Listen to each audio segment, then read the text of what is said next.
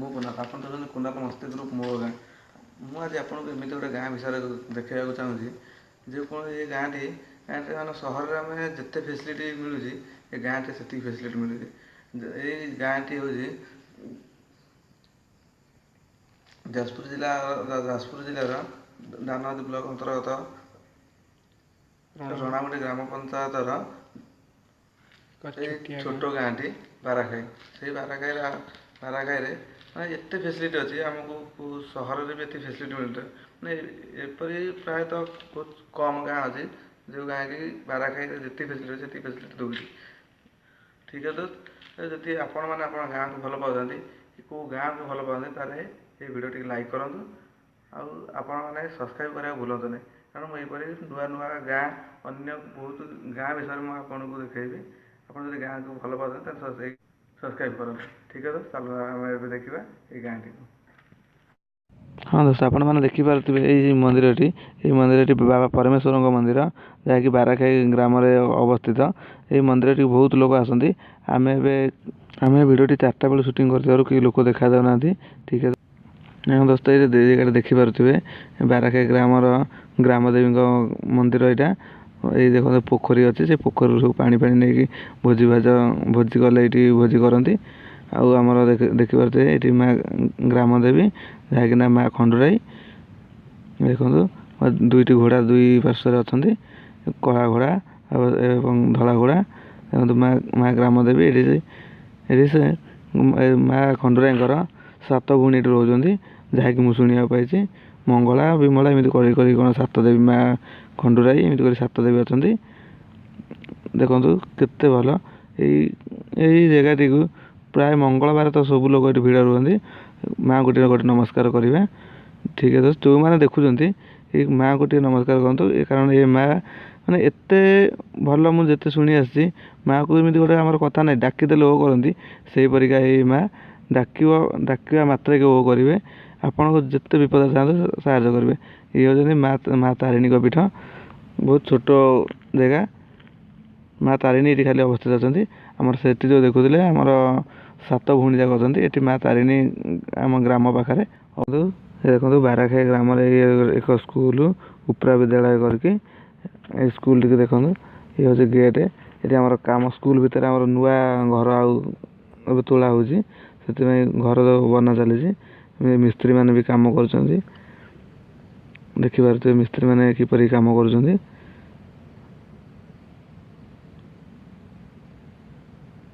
ମିସ୍ତ୍ରୀମାନେ ଭଲ ମଜବୁତରେ ଘରଟି କରିଛନ୍ତି। ନୂଆ ଘର ଏବେ ଆସିଛି, ସ୍କୁଲ ଘରଟି ପୁରୁଣା ହେଇଗଲାଣି, ସେଥିପାଇଁ ନୂଆ ଘର ଆସିଛି। ଏ ଦେଖନ୍ତୁ ସ୍କୁଲ ଘରର ପଛ ଦ୍ୱାର ଛେଳି ଚରୁଛନ୍ତି।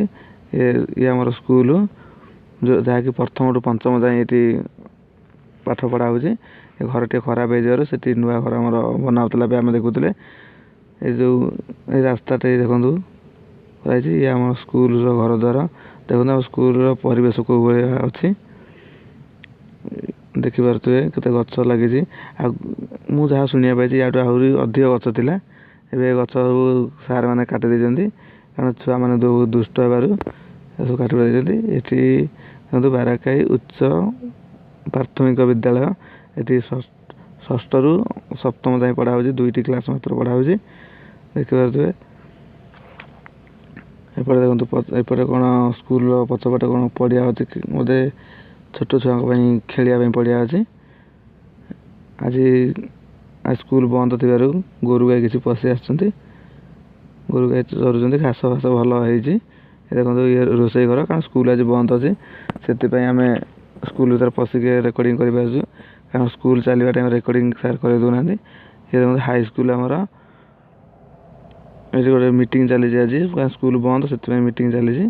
ଆଉ ସ୍କୁଲ ଭିତରକୁ ସାର୍ଙ୍କ ଦ୍ୱାରା ପରମିସନ୍ ମାଗିଥିଲୁ, କିନ୍ତୁ ସାର୍ ମିଟିଂ ଦୋଷରୁ ସାର୍ ଆମକୁ ଆଲାଉ କଲେନି ସ୍କୁଲ ଭିତରକୁ। ଦେଖିପାରୁଥିବେ ଗାଡ଼ି ଥୁଆ ହେଇଛି। ଆଜି ଶନିବାର ଅଛି, ସ୍କୁଲ ଛୁଟି ଅଛି, ତ ସେଥିପାଇଁ ସାର୍ଙ୍କର ମିଟିଂ ଚାଲିଛି। ମ୍ୟାଡ଼ାମ୍ ଅଛନ୍ତି, ମ୍ୟାଡ଼ାମ୍ ବୋଧେ ମିଟିଂରୁ ଏବେ ବାହାରକୁ ବାହାରିଛନ୍ତି। ଦେଖନ୍ତୁ ଶ୍ରୀ ଅରବିନ୍ଦ ପୂର୍ଣ୍ଣାଙ୍ଗ ଶିକ୍ଷା କେନ୍ଦ୍ର, ବାରାଖାଇ କଳିଙ୍ଗନଗର ଯାଜପୁର। ଇଏ ଏବେ ନୂଆ ଉପସ୍ଥିତ ହେଇଛି। ତ ସାର୍ ଏବେ ଟ୍ୟୁସନ୍ କରୁଛନ୍ତି କାରଣ ଶନିବାର ଥିଲା, ଶନିବାର ଛୁଟିରୁ ସାର୍ ଏବେ ଟ୍ୟୁସନ୍ କରୁଛନ୍ତି ପିଲାମାନଙ୍କୁ। କାରଣ ପିଲାମାନଙ୍କର ପାଠପଢ଼ା ଯେତିକି ଟଚ୍ ରହିବ ପିଲାମାନେ ସେତିକି ଆଗକୁ ବଢ଼ିବେ। ଯଦି ଆପଣମାନେ ଛାଡ଼ିଦେବେ ପିଲାମାନଙ୍କୁ ଖେଳ ବୁଲ ଇଏ କରିବା ପାଇଁ, ଦୁଷ୍ଟ ହେବା ପାଇଁ, ତ ଛୁଆମାନେ ଦୁଷ୍ଟ ହିଁ ହେବେ। ସେଥିପାଇଁ ସାର୍ ଟ୍ୟୁସନ୍ ବି କରୁଛନ୍ତି ତାଙ୍କ ପିଲାମାନଙ୍କୁ। ଦେଖନ୍ତୁ ଏ କାରଣ ଗୋଟେ ଗାଁର ଦୃଶ୍ୟ। ମୁଁ ଆପଣଙ୍କୁ ଫାଷ୍ଟରୁ କହି ଆସୁଛି ଗୋଟେ ଗାଁର ସବୁ ଫେସିଲିଟି ଅଛି। ଶିଶୁ ମନ୍ଦିର 2ଟି ଅଛି, ଇଂଲିଶ ମିଡ଼ିୟମ୍ ବି ଅଛି। ଇଏ ଦେଖନ୍ତୁ ଗୋଟେ ସ୍ତ୍ରୀ ଲୋକ ଆମର ଛେଳି ଗୋରୁ ଚରଉଥିଲେ, ସନ୍ଧ୍ୟା ହେବାରୁ ନେଇକି ଯାଉଛନ୍ତି ଘରକୁ। ଆଉ ଅନ୍ୟ ବି ଘର ତୋଳା ଚାଲିଛି। ଇଏ ବାରାଖାଇ ଗ୍ରାମର ମାର୍କେଟ କମ୍ପ୍ଲେକ୍ସ ଆମର ଏପର୍ଯ୍ୟନ୍ତ ଖୋଲା ହେଇନି। ତ ଏବେ ପଚାରିଥିଲି, ତ ଏବେ କମ୍ପ୍ଲେକ୍ସ ଖୋଲିବା ପାଇଁ ପରମିସନ୍ ଦେଇଛି ଗଭର୍ଣ୍ଣମେଣ୍ଟ। ଇଏ ଦେଖନ୍ତୁ ଆମର ଏଠି ନନାଙ୍କ ପୂଜା ଦୋକାନ, ଏଠୁ ପୂଜା ସାମଗ୍ରୀ ସବୁ ମିଳିପାରେ। ଏଠି ଦେଖନ୍ତୁ ଲକ୍ଷ୍ମୀ ମେଡ଼ିକାଲ ଷ୍ଟୋର ଏବେ ବନ୍ଦ ଅଛି। ଏବେ ବୋଧେ ଖାଇବାକୁ ଯାଇଛନ୍ତି ଘରକୁ, ସେଥିପାଇଁ ବନ୍ଦ ଅଛି। ଏଠି ସବୁ ଫେସିଲିଟି ଆମର ମିଳୁଛି। ପାଖରେ ଏକ ହସ୍ପିଟାଲ ଅଛି। ମୁଁ ଆପଣଙ୍କୁ ନେକ୍ସଟ ଭିଡ଼ିଓରେ ଆପଣଙ୍କୁ ହସ୍ପିଟାଲ ଦେଖେଇବି। କିନ୍ତୁ ଏବେ ଇଏ ହେଉଛି ଗାଁର ଛକରେ ସବୁ ଲୋକ 4ଟା ହେଇଯାଇଛି, ତ ସବୁ ଲୋକ ବସିକି ଖଟି କରୁଛନ୍ତି। ଇଏ କେତେ ଦୋକାନ ଅଛି ଆପଣ ଦେଖିପାରୁଥିବେ। ଯେଉଁ ପାଲ ଟଙ୍ଗା ହେଇଛି ଯେଉଁ ଦୋକାନଟି, ସେ ଆମର ଜଳଖିଆ ଦୋକାନ। କାରଣ ଟିକେ ଖରା ପଡ଼ୁଥିବାରୁ ସେମାନେ ପାଲ ଟାଙ୍ଗି ଦେଇଛନ୍ତି, ଲୋକମାନେ ବସିକି ଆରାମସରେ ଖାଇପାରିବେ। ଇଏ ଦେଖନ୍ତୁ ଏଠି ଆମର ଗାଁ ଛକଟା, ତ ସେଥିପାଇଁ ସବୁ ପୋଷ୍ଟର ମରା ହେଇଛି।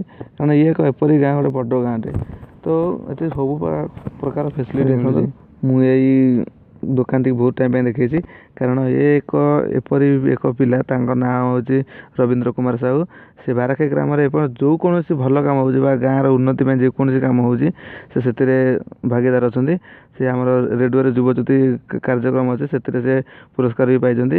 ସେଥିପାଇଁ ସେ ଗାଁ ପାଇଁ ଅଧିକ କିଛି କରିବାକୁ ଚାହୁଁଛନ୍ତି, ମାନେ ଗାଁର ନାଁ କରିବାକୁ ଚାହୁଁଛନ୍ତି। ସେ ନିଜର କିଛି ନାଁ କରିବାକୁ ଚାହୁଁନାହାନ୍ତି, ଗାଁରେ ନାଁ କରିବାକୁ ଚାହୁଁଛନ୍ତି। ଇଏ ଦେଖନ୍ତୁ କିଛି ଦୋକାନ, ଆମର ଇଏ ଦୋକାନ ଅଛି, ମୋବାଇଲ ଦୋକାନ ବି ଅଛି। ଏ ଦେଖନ୍ତୁ କିଛି ପିଲାମାନେ ଗାଁ ଭିତରେ ଯିବା ଆସିବା କରୁଛନ୍ତି, ତ ଆମେ ଗାଁକୁ କିଛି ନେଇଛୁ। ଏଠି ମାଉସୀ ଆମର ଟ୍ୟୁବୱେଲରୁ ପାଣି ନେଉଛନ୍ତି, ଦେଖିପାରୁଥିବେ।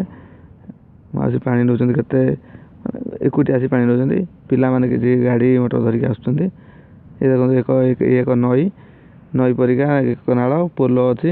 ସେଠି ପିଲା ସବୁ ବସୁଛନ୍ତି। ଲୋକମାନେ 4ଟା ଟାଇମ୍, ତ ଲୋକମାନେ ସବୁ କାମ ସାରି ଆସିକି ଗାଧଉଛନ୍ତି। ଏଠି ମାଉସୀ ଭଉଣୀମାନେ ସବୁ ଆମର ପାଣି ନେଉଛନ୍ତି। ଏକ ଝରଣା ଅଛି, ତ ଏ ପାଖରେ ଆଉ କିଛି ନଳକୂଅ କିଛି ନାହିଁ। ସେମାନଙ୍କୁ ଆଉ ସୁବିଧା ଆହୁରି ତାଙ୍କୁ ଆମ ଝରଣାରୁ ପାଣି ନେଲେ ପରିଷ୍କାର ପାଣି ନେଉଛନ୍ତି। ଆପଣ ଦେଖିପାରୁଥିବେ ଭାଇମାନେ, ଏକ ଗାଁର ଦୃଶ୍ୟ। ଆଉ ଇଏ ଗାଁଟି ହେଉଛି ଯାଜପୁର ଆଉ କେନ୍ଦୁଝର ବର୍ଡ଼ରରେ ଅବସ୍ଥିତ। ଭାଇମାନେ, ଯାହା ମୁଁ ଛାଡ଼ିଦେଲି, ଯେଉଁ ଭିଡ଼ିଓଟି ରହିଗଲା, ସେ ଆପଣ ପାର୍ଟ 2ରେ ଦେଖିପାରିବେ। ସେ ପର୍ଯ୍ୟନ୍ତ ବିଦାୟ ଦିଅନ୍ତୁ, ଆଉ ଏଇ ଭିଡ଼ିଓଟିକୁ ଲାଇକ୍ ମାରନ୍ତୁ।